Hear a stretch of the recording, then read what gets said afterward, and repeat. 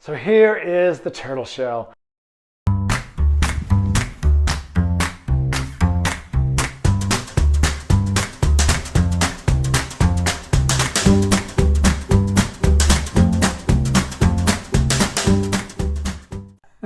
So this is a 1942, I think, house, and it is just interesting and kind of cute. So this house, yeah, why is this? I just love this house because it's so simple. This is not a house that you consider a style house. I mean, it's stylish in its own way, but it doesn't cling to one style or another. It's not craftsman, it's not Victorian, it's not prairie. It's just a little house, and I think it probably smells like grandma perfume and sugar cookies inside. So that maybe that's why I like it. It just seems so controlled, like the green, and it looks like a little turtle just happily sitting in the sun on the sand.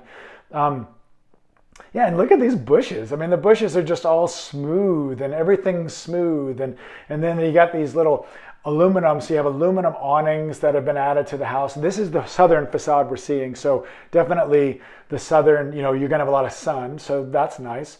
You have a little shelter over the door. Back on this side, you have a little bit of an awning on that side. Same with the other side. So, and then you have aluminum siding. So the whole house is done. Let me zoom in here a little bit. The whole house is in aluminum siding, and the way you can really tell that is like these braces, which probably were wood when the house was built to kind of hold up this little roof, has been just totally, like you would never use your real siding, lap siding underneath and around on these braces. In the late 40s, after the war, there was a lot of aluminum industry that had been developed because of the airplane industry during the war. So aluminum really became something very widely available. So in the 40s and 50s, a lot of houses got wrapped in aluminum, and that went all the way basically till today. So this house is wrapped, but you know what? It's a forever house. As long as it's not damp underneath, and as long as the house breathes, and hopefully it does, then you should be good with aluminum siding. It's got an aluminum screen door, it's got aluminum awnings.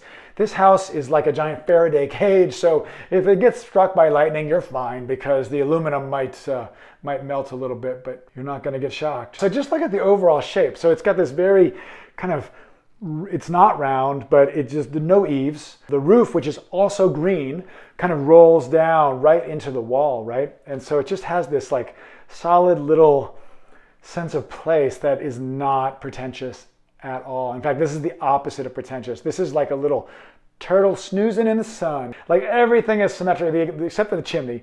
Everything is symmetrical. We got the peak, then we got this little roof, then we got the door with its three little lights, got it, and then down the steps, down to the curb. We have these symmetrical little stepping stones. We have symmetrical little plants, and these plants probably, there's one of these plants and one of these plants and one of these plants. And these plants have been here a long time. Look at, I mean, this is so old now that they've actually gone up past the roof, and they have to be tied together so they don't fall apart during snow, or maybe they even fall apart anyway now. They're just so heavy.